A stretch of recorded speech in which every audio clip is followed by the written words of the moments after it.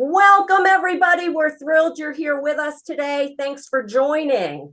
Let me start by asking you a question. Have you ever felt that deep sense of fulfillment when you've helped someone in need? You know, that feeling that just warms the heart and makes you feel great inside? Well, if caring is your calling, you're in the right place today.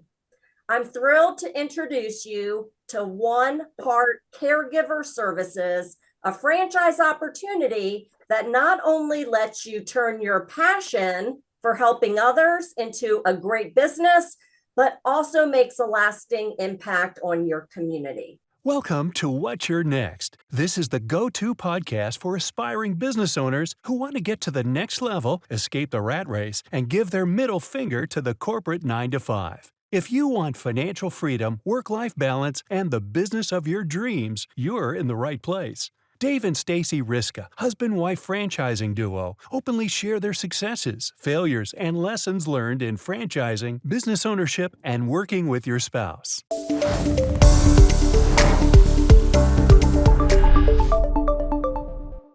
All right. Thank you, Stacy. Thank you, David.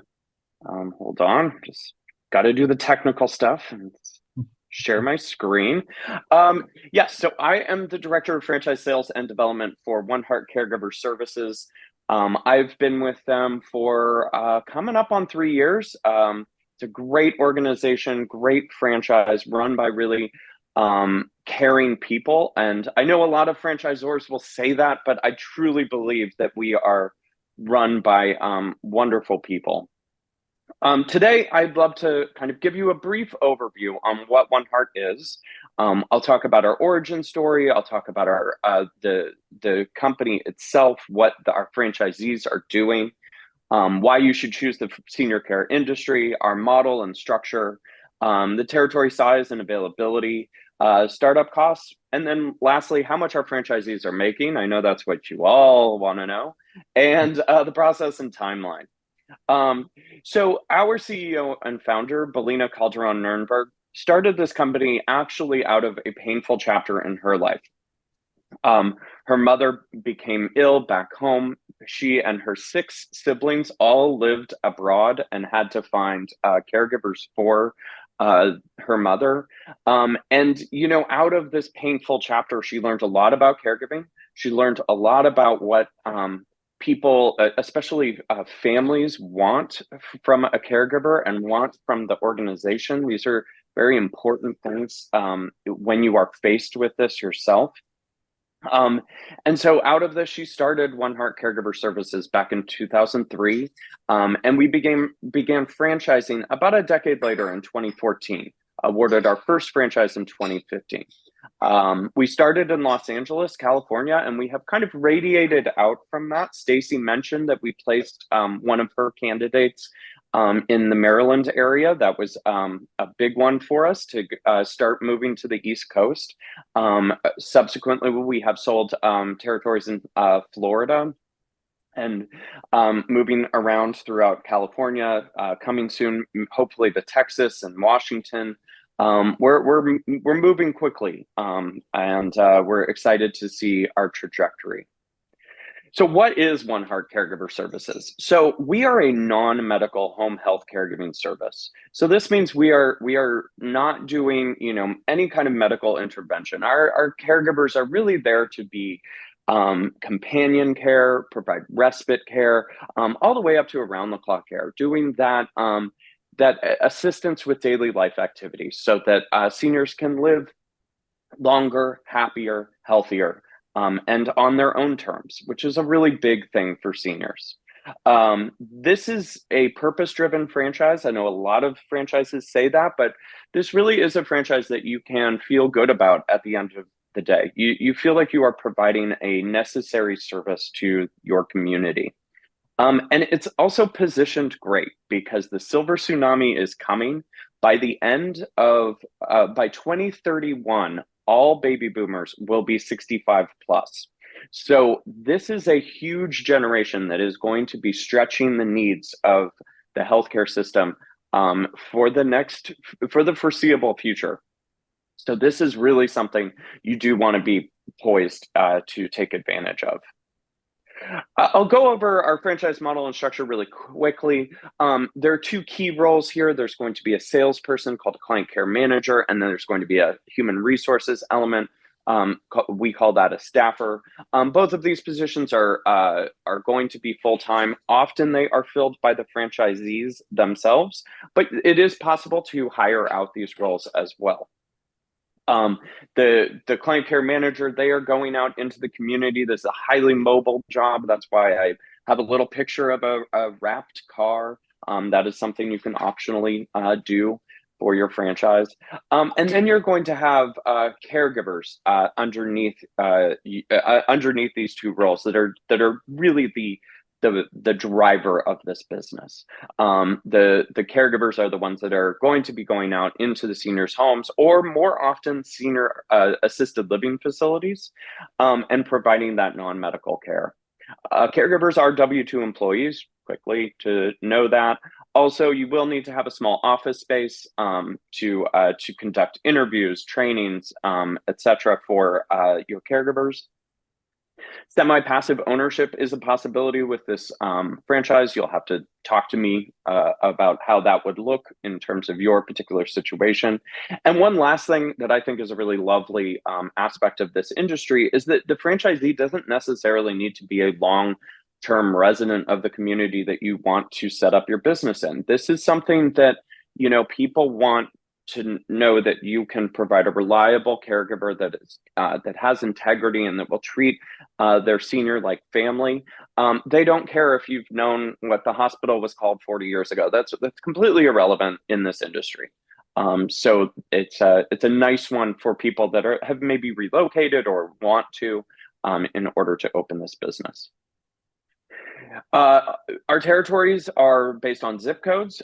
We aim to be between 350 to 400,000 people with zip codes grouped together. This is competitively larger than a lot of our franchise competition out there. We're going to look at a whole bunch of things when we're building out your territory. We're going to look at the percentage of the population that's over 65, median household incomes and home values. Those are a good indicator to make sure that there are enough, kind of middle and upper middle class people that are poised to pay for such a service. And then we're going to look at what our software program actually projects as the total elder care expenditure. So we can actually see what the value of this industry is for this 350 to 400,000 people. You can see a sample territory to the right. I drew one up for Birmingham, Michigan. Birmingham is just one of the suburbs that's listed in this territory. But as you can see, the population I got to just under 400,000. We're looking at 19%, so nearly 1 in 5 are over the age of 65, and a $13 million total elder care expenditure. That may seem like an arbitrary number, but from my point of view, anything above 8 or 9 million is a good start. So 13 is a very good start. Our franchise opportunity, if you are interested in opening one franchise location, you're looking at a range between about $92,000 to about $139,000. Your startup costs are going to be a small portion of this. In fact, it is a minimal startup cost endeavor here. Your startup costs are ranging between $9,000 to $36,000. The franchise fee is $47,500, and then we anticipate that you will need about $35,000 to $55,000 to keep the business, afloat for the first couple of months. Maybe stretch that for the first year. In order to fill the gaps in terms of revenue, if that is the case. As you can see, the startup cost breakdown is over there. If you're interested in learning more, of course, please feel free to reach out. Stacy can connect you with me, and we can talk about how these individual things really break down in terms of the costs. On the back end, you're going to be looking at a royalty that's 5% and a marketing brand fund that's 2% of gross sales evaluated monthly. And What are our average franchisees making? Well, our average annual revenue last year for our franchise locations that were open the entirety of the year was a little over $1.1 million, and the average gross profit margin was 27%. I have to be very guarded in what I say about our item 19 data, but I can tell you these are good numbers. This is a solid opportunity here.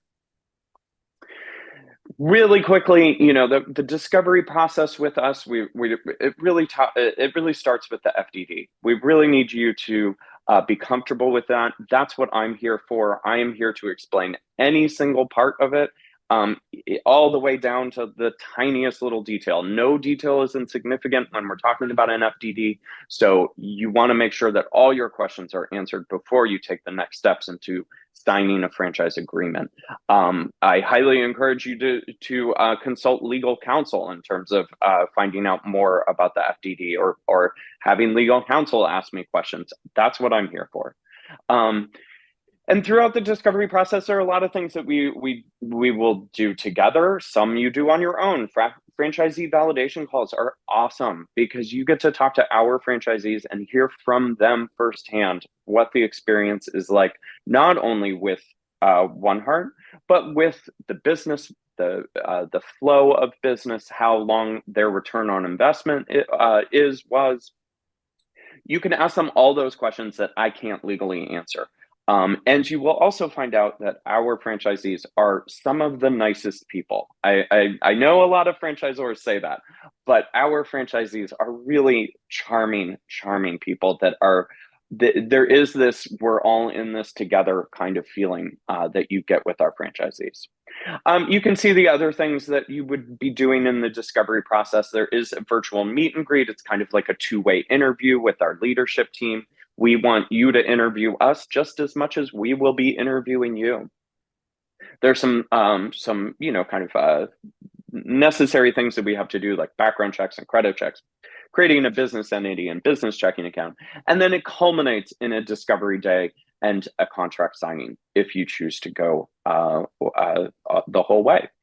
Total time here works on your speed. I'm never going to rush you. This is something that you take at your time. Average is usually around 2 months in the process, but it can stretch on for months or years. I have had people that have been in the discovery process for 3-4 years by the time they pull the trigger and sign the contract. That's completely at your speed, and we want to make sure that this is the right decision for you at the right time. Once you're in the development process, then we're going to be maybe rushing you a little bit because we want you to be open, we want you to be operational, we want you to start creating revenue.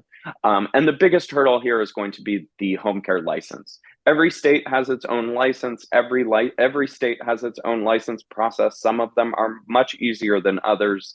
Some are much more expensive than others. For example, I'm here in California. Very easy process. Very expensive. We have the most expensive home care license. So there are good and bad things everywhere with every state. But the license is the biggest hurdle. It usually takes 4 to 5 months in order to receive said license, but some states can take up to a year. So we just need to evaluate each state separately and plan accordingly.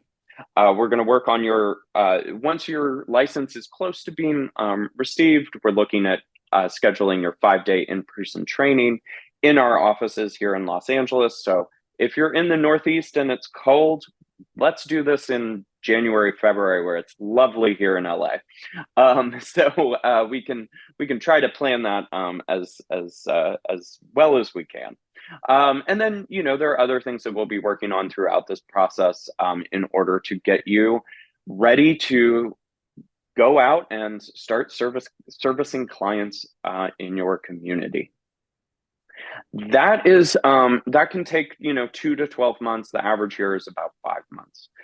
So we can do this in less than a year, less than maybe even half a year if we buckle down. And Stacy, that is my presentation. So if anyone has questions or if there's anything you'd like me to talk about, please let me know. Wonderful. So you can use the chat to put some questions in there, and or feel free to raise your hand and or unmute yourself if you want to ask anything live. Dylan, I thank you so much for going over the opportunity. I want to make sure people really understand what it is that 1Heart Caregiver, 1Heart Care, I always say 1Heart Cares, 1Heart Caregiver Services does. And you mentioned non-medical care, but what does that mean when the caregiver goes into the home? How are they supporting the 65-year-old plus community? That's a great question. So, let me take it piece by piece. So, when we say non-medical, there are some very strict rules that we have to abide by. Now, these, of course, rules vary from state to state, of course. So, what our caregivers can do does vary. But it boils down to we are not doing anything like, and this is 50 states. We're not doing any injections. We're not doing any wound care. We're not doing any kind of medical intervention here. Where the states vary is going to be things like prescription delivery. In the state of California, we can only tell people it's time to take their pills. We cannot deliver the pills into the senior's own hand, but that does vary from state to state. So that's one of those weird little quirks. But what are we providing? There are lots of ways that you can create revenue streams here. So, all the way from, just casual care or light care, all the way up to bigger things. So let's start at the kind of entry level. We have a wonderful package called Care Express, where it's 4 hours of care, a flat rate on that 4 hours with transportation included. Usually the guideline is up to about 10 miles in total travel, but you can structure the deal however you want to see it fit. This is a great one for people that are being discharged from a hospital, because they may need to go to the grocery store. They may need to go to the pharmacy to pick up some things on their way home. And it also creates a wonderful way to introduce the brand to someone who maybe has never thought about caregiving in their world. Also, it is a wonderful thing for seniors who are housebound. And, my grandmother is a great example of this. She's 101. She is doing just fine. She lives on her own. She's very happy with it. But fortunately, she surrendered her car and her license when she was 98 and a half, which was a good idea. And so now, if my parents can't get over there to take her to a doctor's appointment or go to church or whatever, we can hire 1Heart. And fortunately, there is a 1Heart in her area, and they can take care of all of that for her. So then the next step up would be more like respite care. Respite care is where you are taking over for the primary caregiver, maybe a spouse or an adult child who has to go to work during the day. So the caregiver comes in Monday through Friday, 8 to 5, 9 to 5, or whatever, and just basically is a companion for the senior. There are other areas of need here. You may have around the clock care where the senior cannot get themselves out of bed. They cannot attempt their own grooming and bathrooms and all of that. They may need help dressing, bathing, etc. Those types of care, that is a different package than what I've been talking about. This is a more, kind of intensive package. You may find that you need to staff a caregiver that is a, bigger, stronger person because the client is a bigger person. So there are lots of different ways to package a caregiving deal, lots of different revenue streams possible. Great. Well, thank you for sharing. That provides a lot more clarity into what, 1Heart cares and how they're serving the community. So many people, like you mentioned, are turning 65 every single day. And my guess is the majority of them, like including your grandmother, say, I want to age in place. I want to age at home. So 1Heart Cares is providing such a valuable service to those who, they don't need to live in an assisted living or a nursing home. They just need someone to come in for help cook meals, make sure they take their medications, maybe help with cleaning and laundry or transportation, simple things that are very non-medical. And so I love the idea that this is a booming, pun intended, industry. One other question I do have, I know a lot of the audience that I serve tends to be veterans transitioning military. Do you offer any kind of discount to those who have served? Yes, absolutely. We just gave a veterans discount last year to our very first franchisee. She is former Navy. Yes, we give a $5,000 discount off of the franchise fee. And we are also, this is not related to discounting or anything, but we are starting to get very involved with a company called Vet Assist. They're actually a nonprofit. They're not a company, they're a nonprofit organization. Vet Assist is great because the VA does reimburse for caregiving. They're wonderful about that, but the mountain of paperwork and the delays to get that processed are really high. Vet Assist streamlines that for the veterans, and also allows them to start getting caregiving when they need it, basically paying it forward for the vets. So there are lots of opportunities that as a veteran, you can also give back to your veteran community through partnerships that we have established with Vet Assist. Wonderful. Great to hear. Oh, and Stacey, I wanted to not correct, but interject one thing. Most people don't realize that assisted living facilities are largely a la carte, meaning that seniors, if they need care in those facilities, they are handed a stack of brochures like 1Heart. So 80% of our business is actually in assisted living facilities. So one of the nice things is that you are introduced to your clients through a business. So this sales cycle does start as business to business and then ends as business to consumer. Awesome. Love it. Wonderful. Okay. Any other questions from the group here? Looks like we have a chat. Yes, Quentin. Hi, Quentin. Good to see you. His question, what is the process for selecting site, facility? Is that the responsibility of the owner or the franchisee? So the facility, I want to be pretty clear when we're talking about that, because our business model is very brick and mortar light. Your office is just for the human resources aspect of this business. Aside from the office, there is no brick and mortar presence for a 1Heart Caregiver Services franchise. So the caregivers are leaving your office, going out into either a senior's home or an assisted living facility. And in terms of site selection, I can be as involved or as not involved as you want. The only rule that we have is that it needs to be within your territory. So those collection of zip codes that you are sold, it needs to be to occupy space in all of those. If you want my assistance, I'm more than willing to help you with that, because that is something I've done for a long time, is site selection. And it's pretty straightforward with ours. If we are talking about an area with good public transit, like the Maryland area, the DMV is great with public transit.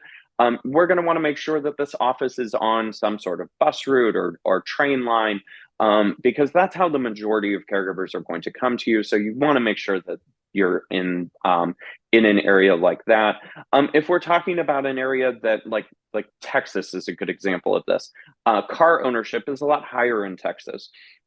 So we're going to want to talk about having a good parking lot, being off of a good freeway in the center of your territory is going to be key, because you're going to want to make sure that you can capture as many caregivers as possible. Yeah, that's great, Dylan. I'm glad that the franchise supports in all areas, from building the territory, defining the best area of opportunity, and then everything else that goes along inside of that territory, for site selection, finding the caregivers, all of that. So you're really helping the franchisees think through how they're building their business. Absolutely. Any other questions?